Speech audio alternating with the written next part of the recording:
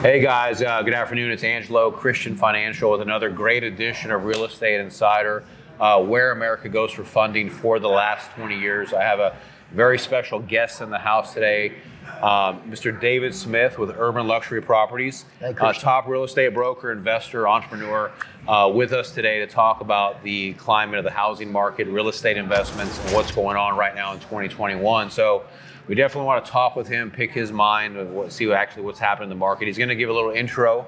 Everyone wants to know who you are, what you do, everything like that, and why are you the authority on real estate. So we want to definitely learn about you and hear about you. So I really appreciate you, coming on the show today and meeting with us. I've been anxious to get you on here, so it's very good to have you on the show. So if you wouldn't mind, kind of tell the world like who you are, what you do, so we have a general idea. Christian, it's a pleasure to be on the show. Thank you. Long time viewer. I come from real estate. I've been in the business for about 17 years.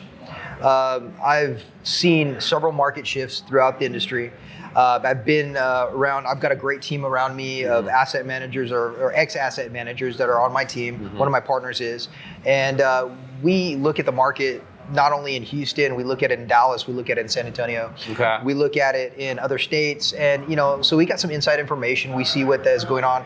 Our predominantly market is Houston, mm-hmm. and we deal in investor market. We deal with a lot of investors. We also work in REO market, so we hear a lot of reports back from the bank. We know we're privy to a little of the information that's coming down the pipe, so we watch that very closely. Dealing with the market, we've dealt with buyers and sellers, and we actually focus on hard to sell homes, so homes that actually haven't sold before or haven't been able to sell. That's interesting. And that's a really good deal. And then buyers that have maybe started the process, we prepare our buyers to be able to position themselves to win the deal. And that's really what we've made it a hallmark in our business. Okay, I want you to talk about that's an interesting topic. So, I know I want to bring that up because it's a very good point. I want you to bring that up. And just to be clear for the record, you're a real estate broker. I'm a broker, yes. Okay, so he is a real estate broker, guys. So he's the one that's helping on the sell side and the buy side, or? We work on both. I do negotiate both sides. Okay. I started off as a buyer's agent, but I've always been. But I moved in and transitioned to a listing agent It's been about maybe predominantly 15 years listing agent. Okay. So, I literally, when I got started in real estate, I was a sink or swim. I was like the guy that went and got his license, and I immersed myself into the real estate industry. I did take a break for a while when my dad had some medical issues, and of course, he's no longer with us anymore. But there was that moment back in 2006-07 when the market crashed. I've seen that, and I've been through that industry before. So we take a very, very serious look at the way the market's going, because mm-hmm. at that time I was very naive and I had to learn the hard way. Right.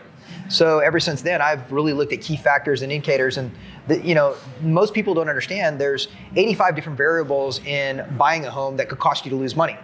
And there's about 115 different variables that to mismanage when you sell your home that could cost you to leave money on the table. Mm. And we've identified these variables, and we broke them up into 7 different laws on both sides. And we've learned how to manage those variables to be able to help the client, win the deal or sell for the highest amount of money in the least amount of time.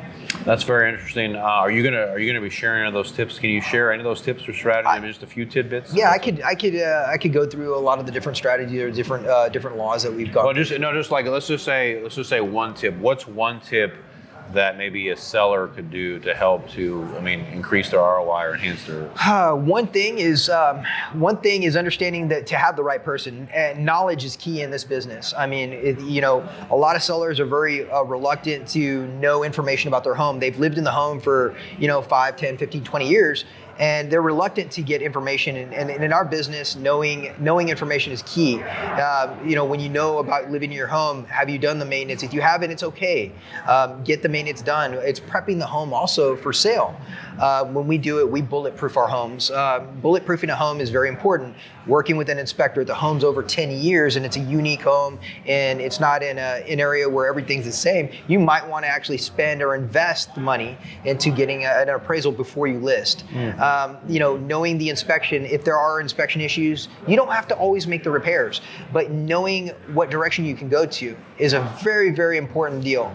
And if you can address them, then you address them. If you can't address them, maybe it's financially impossible. There are other solutions out there to help you get that done. There are companies that will partner with you to make the repairs, and you pay out of equity. If you can't do it, then the best way to do it is, also price the home accordingly.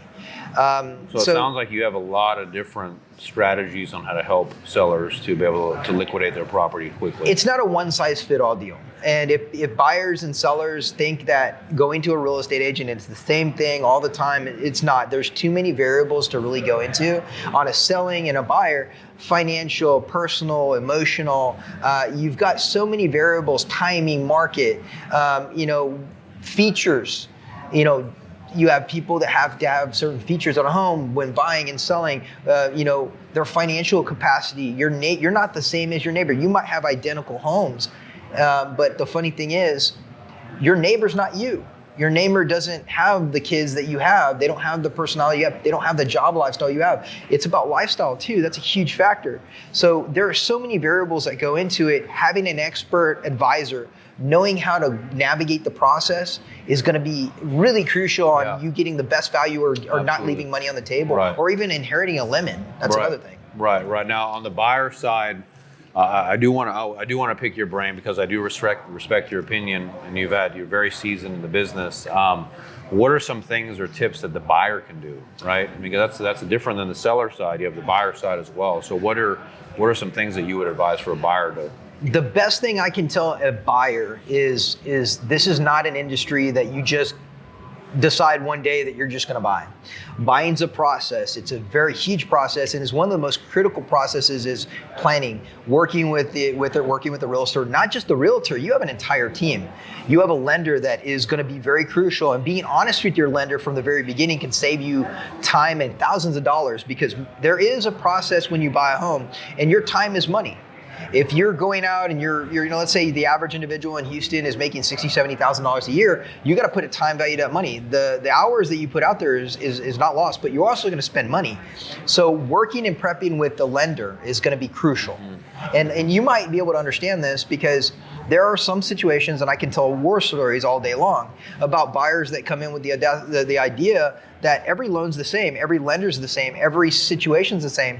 Your best friend got a loan, why can't I get a loan? Yeah. It's not a question of that. You have so many variables, and you're not the same as anybody else. Yeah. Now the process is very simple.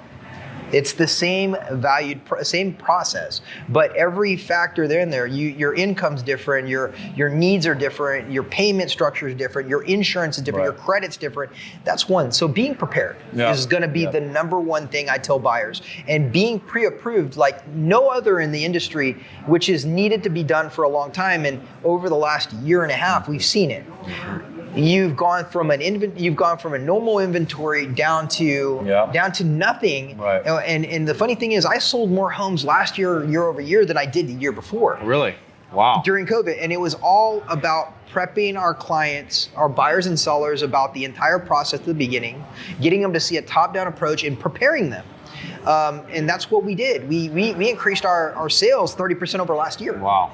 And it's not about the sales. We actually helped 30% more buyers and sellers reach their goal. And that's really what it came down to. And it also came down to partnerships. Mm-hmm. Like the partnerships we have with you. Right. And we have the partnerships we have with all of our vendors. That's the key. Being prepared, being pre-approved. Right. And one of the biggest factors that I've noticed in this market, things are, you can't get into a deal with the old mentality of going in there, throwing out an offer, and then changing your mind in the offer. Some of the clients and agents are even requiring that you stay with your offer, or you maybe do some type of an appraisal addendum that you will pay a portion of what you put out there. That's what I wanted to ask you. So because you're talking about obviously getting your pre-approval, which is great, but what about what we're seeing right now where listing agents, or what's your opinion about asking to waive all the contingencies? What's your thinking on that? As a buyer's agent, my job is to the buyer. So it's as a listing agent, my job is to predict the seller. Yeah. So if you get me on one side or the other deal, you got a different story on one side. Yeah. My job is, my fiduciary responsibility is to protect my buyer. Now I have the conversation with my buyer, telling them the state of the market, and I had prepped them for it. In the event that we do find a home and it does get into multiple offers, are you willing to come out of pocket? If they're not, it's not the end of the world. It just will limit the way our negotiation strategy will work, because we have to come at it a different way. But one of the things that I've looked at is maybe negotiating.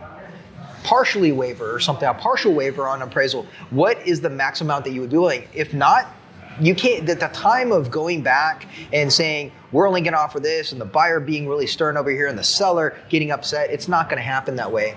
This is truly, to keep negotiations positive in any transaction is the key reason why you hire an agent, to take the emotion out of the transaction and to allow the agent to logically help you move through it. Right. You have a buyer's agent and you have a seller's agent.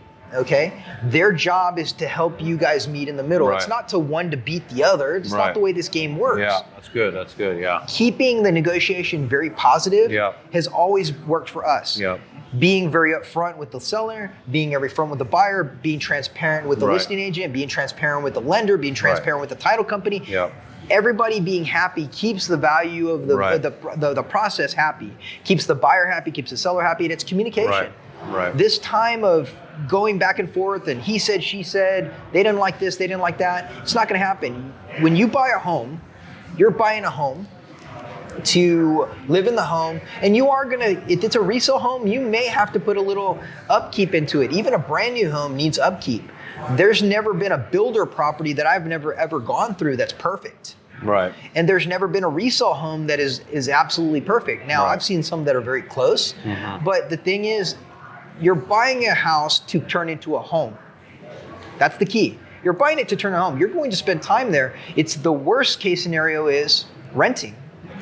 And there is a huge inventory issue going out here that we're fighting for the first time in our life. We're fighting against investors out of your market buying homes to turn this into a rental market, which is unprecedented. You have investors that are paying over what a buyer would pay for because they see the value of asset appreciation. They see the value of acquiring You're seeing that in real time. I see that every day. I see California buyers, New York buyers, international buyers come in. They know that they've lost money in maybe the stock market, and they know that the real estate market is an appreciated market. More stable, better than the stock market. Yeah.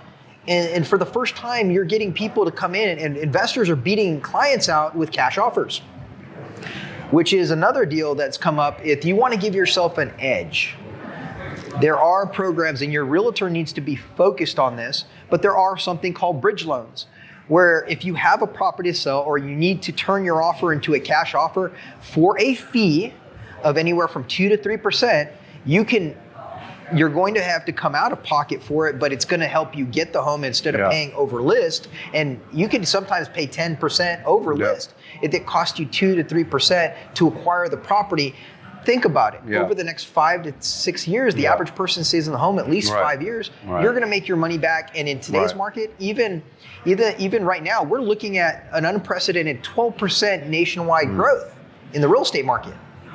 Technically, we only see 3 to 4% on average every year. This last year, over 2 years, we've seen 12% growth. That's like unheard of. So if you're a seller, this is the perfect time to buy. It's time to buy. And if you're trying to buy into another property, you're scared, consider going with a builder. You can move up into another property. This is probably one of the best times to do it. Now, I know I said builder, right? It's probably opened up a couple eyes of, well, what about the rising cost of lumber and what are the rising cost of building fees? That's a big issue. And there is a limited amount of builders. In Texas, we haven't seen it like other places in the north. We've seen lotteries being done, not only not to pick your home, but literally to. No, I've seen that in Dallas. I've seen it in Dallas actually. I've heard of it, but I haven't seen it yet. But I've seen lotteries that even to get your name in to even get a home, and you're not getting the floor plan you want sometimes. You're just getting in to be able to build a house, and they're just giving you, hey, here's 5 floor plans you can choose from, and you have to pick of the 2, or you lose the lottery and the next person comes in.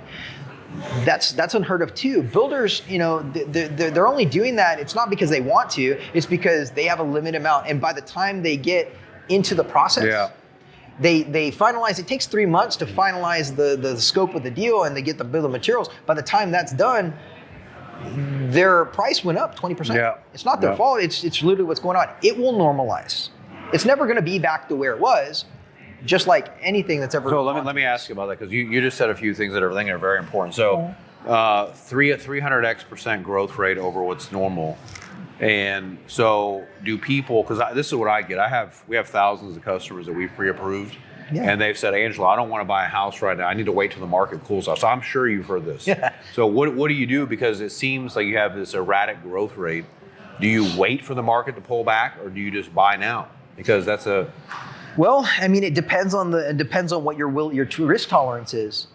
The market's going to change. The interest rates are going up. They're already talking about it right now. Everybody's talking about the interest rates will go up as the economy does better. Interest rates go up. It's just hand in hand. That's the way it works. So the reason why they stimulate the economy, they drop the housing price, is to stimulate the economy. So when economy is doing better, then interest rates go back up. So if you are stuck on this, what is the interest rate today? 30-year fixed 3%. 3%. What? Yesterday, like 2 weeks ago, is 2.875, right? Yeah, I mean they're around. I'm giving you a range. Okay, so you see, it goes. This is the way it always goes. Yeah. So, with that being said, you might be at 4.5% next year. We don't know. Could be. There's a lot of speculation, but we know it is going to go up. Yeah. And so, if you are that type of buyer focused on interest rate, then you need to buy now. If you're the buyer that's willing to go with the market and not be scathed by when the market goes up, then fine. Remember, guys, it's not about the interest rate. It's about acquiring wealth. That's what home ownership is not giving your wealth to somebody else. It's acquiring wealth. So that little interest rate, don't make a heart attack on when it goes up a quarter point or not.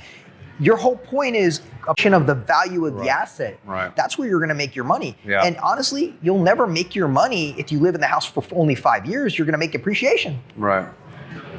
Yeah. No, it's been interesting because I hear this all the time. Now, let me ask you this. So going into where we're at right now, the state of the economy, and a lot of these foreclosure moratoriums are ending this summer. What is your take on inventory? Let's just say, after the end of July, come August, when a lot of these banks unload, all this pent up, all these houses that have been sitting on their books waiting to foreclose on. Is that going to more opportunity for the buyer? Is that going to slow it down? Is that going to help normalize? That's going to normalize the market. It really is. I work in REO. We're already seeing the reports. I work with about 8 or 9. Me and my partner work with about 8 or 9 assets and asset companies, and some are real big names. One of the things is my partner is also from that industry. Okay. He is from that industry, and it is going to change the market. It is that influx. There's a massive amount of 2 years of backlog of moratorium, that homes that were supposed to go on a year ago, and even then there were some that were even backlogged then. There's going to be a massive shift in the market, and you're going to see a lot of these homes. And foreclosure homes are not terrible. They're great homes that just had financial situations. Yeah. They're going to put on the market. It's going to alleviate some tension. Builder inventory is already ramping up to kind of help out as well. And then you have investors that got a bad end of the deal because they were renting property, and they have never seen this market happen before. They never even knew that people would not pay for up to a year. So you got that. And when they get to the point of the stays being over, they're going to look into dipping in and fixing the problem by releasing their equity on their home property. And that's where investors can take advantage, because one person's loss is another person's gain. And what that's going to happen is that is another part of the market that's going to hit. It's going to help normalize our market. I believe we're still going to be fast and furious all the way through, maybe I would say unprecedentedly, even through October, November, December, when it's usually slowest in February and January. You always see a pickup at the end of the year for builders. Yeah. But I think it's still going to go for the REO market, or not the REO, but the resale market. And that's a really big thing is I think it's still going to allow people the opportunity. Our market is, Houston market and Texas market in general, is we've got so much land. Right. We're growing out where other cities are building up. Right. So the value of like California and Florida, I mean California, Florida, and New York, at least New York and California, there's not really a lot of places to go. It just increases value. Right. So you get that inflation. Right. Texas, we don't see that inflation that much because we just build out. Right. Places like Georgia and stuff like that, and Florida, a lot of people are coming from California over when we got COVID. Right. People, and you did this with your company, people went away from the office and now spent more time outside of the city into the suburbs. Yeah. So you're going to see a shift of people moving out to more space because businesses have realized that they don't need to have a massive corporate headquarters in just one area. You can do a lot of cut costs and save on space by doing this type of commute work. Yeah. I don't know if I'm sure you're very active driving up and down Westheimer and Richmond. I can actually drive. Yeah. Well, you can actually. It's interesting that you look at a lot of their. I mean, I don't know the percentages, but a lot of their real estate, the commercial, like the retail strips, a lot of them are vacant. It's sad. Empty. It's sad because I remember I grew up in the city, and Westheimer was a banging. Everyone wanted to be on Westheimer, and I live right over here in Bunker Hill, and I've noticed that it's been very. To my point, my brother just moved out. He was in the city. He moved out to Fulshire, and he's like Angelo, why would I want to spend all that money to buy a house in the city when I live in Fulshire and have everything I want, and I can get a house for 60% less the cost, so that and you can't argue with that. Yeah, and Fulshire's one of those cities that's blowing up over this. Yeah.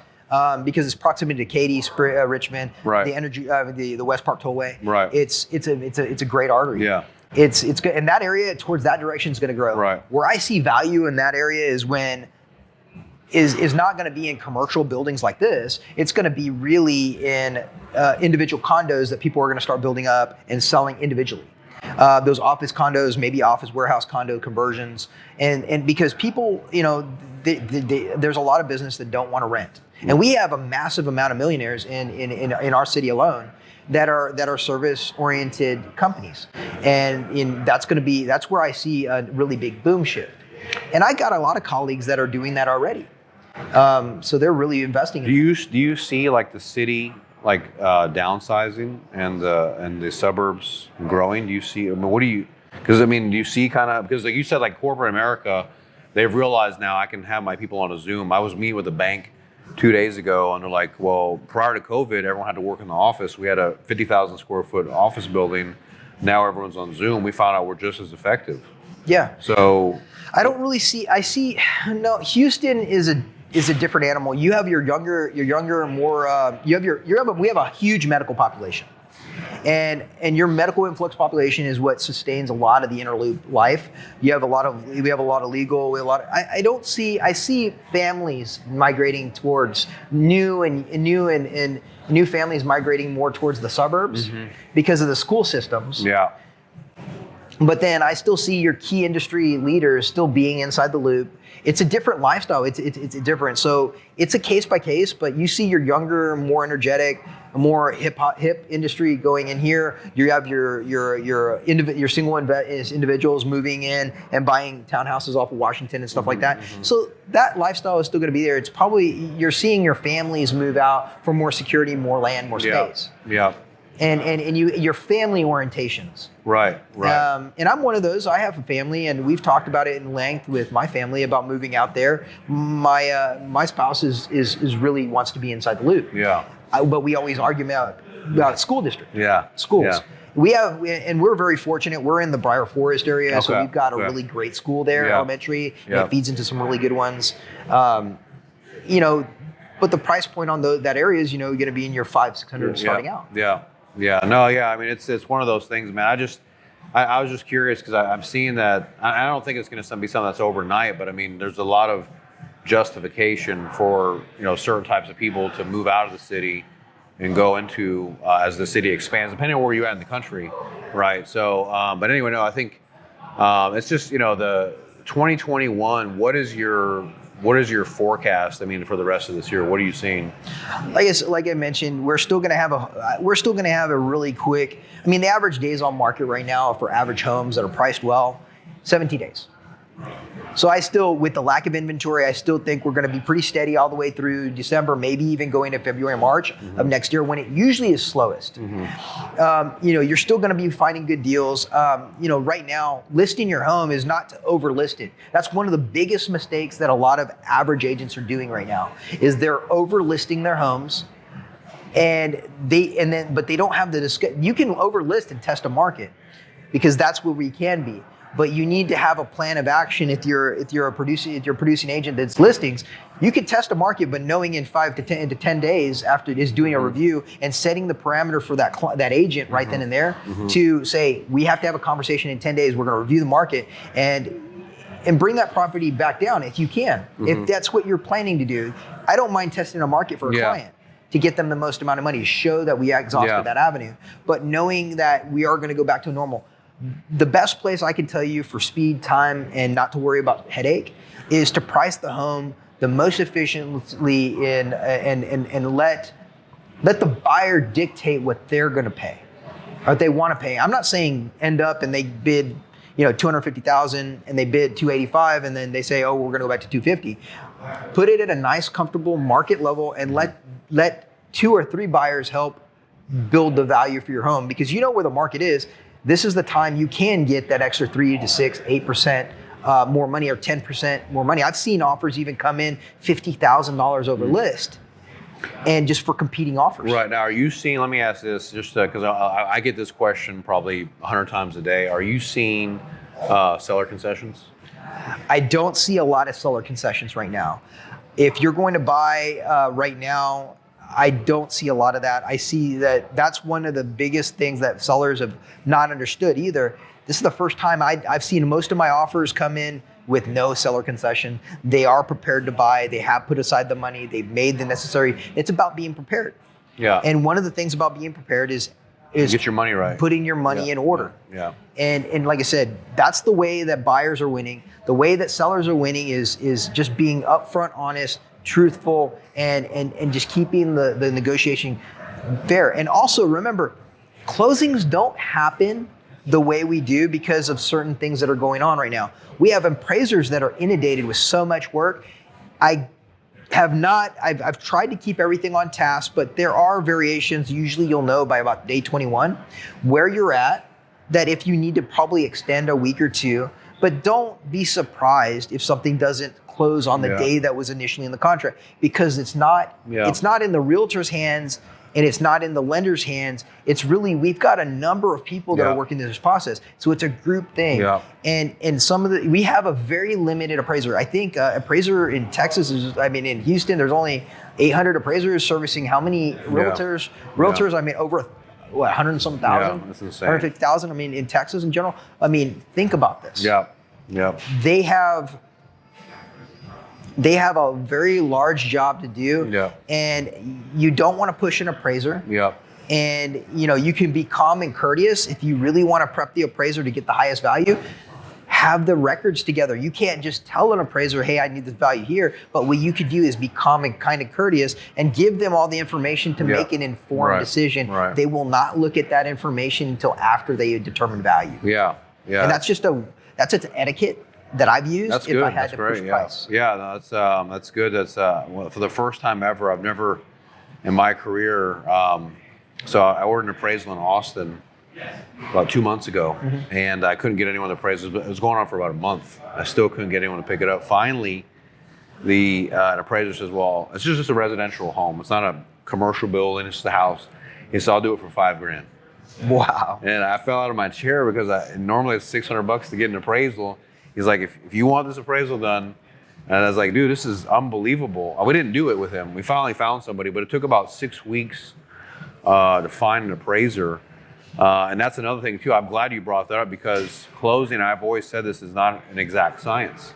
There's many variables that are involved with it. If the appraisal takes too long, you're going to have to get an extension, right? And now, on that topic, are you seeing sellers? Because this is what I've seen too. And if you're a listing agent, maybe you've seen this, where they come and ask for an extension, but now the seller says, "Well, I want more money."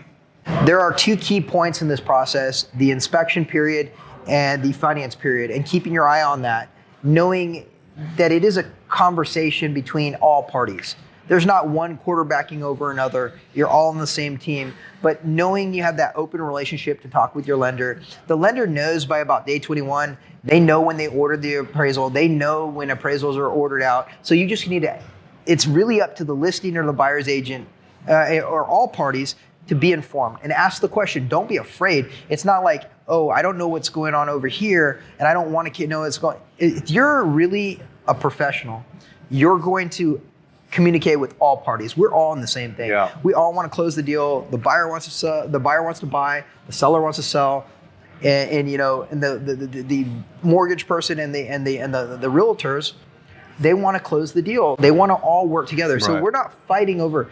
The biggest thing I see is when everybody starts getting upset with everybody else and pointing fingers. It doesn't fix the problem. It doesn't work. Yeah, it doesn't work. And I agree with you. Yeah. So doing like a bi-weekly update, and it's the job of the agent to ask, hey, what's going on? The buyer and the listing agent to ask each other what's going on. Yep. It's the job of the buyer's agent to reach out to the lender and say, hey, this is what's going on. It's the job of the lender to say, hey, this is where we're at. It's the job of the title company to say, hey, are you prepped or ready to go? Where's the title commitment? Everything's done. There is checklists that agents that they're seasoned and they've done this business really well to go through. That's right. And they just need to follow that we're all in the same boat. Yeah, no, that's awesome. And I know I don't want to take any more of your time. I know you're very busy. I appreciate you've hit us with a wealth of knowledge today. So I do want to, can you let everybody know, can you tell them about your company? How can they get a hold of you? So that way your website, your phone number, stuff like that, so people can reach you. Yeah, they can get a hold of me. My direct phone number is 281 Urban Luxury Properties. My direct number is 281-732-3090. You can reach me at info@urbanluxprops.com. That's info, INFO, at urban, URBANLUXPROPS.com. Or you could reach us on the web at www.ulpre.com. Yeah, so all of his information will be in the YouTube description, the website, contact. I mean, he's here as if you're trying to buy in Texas. We're dealing with a lot of people that are coming right now from California. So if you're looking for a broker to help you, to represent you, this is the man, the authority on the market in Texas. He can actually help you. You can actually call him on the number on the website, reach out to him. David with Urban, please reach out to him. He's a dear friend and someone that we're working with directly. So I appreciate you, man, so much for coming on the show. Yeah, absolutely, man. I mean, very good education, very informative. So I really appreciate you coming on the show today. So thank you so much. Thank you, guys. Appreciate everyone. Tune in next week for Talk with Angelo live, 7 p.m. Central. Really appreciate it. See y'all next time. Take care. Bye-bye.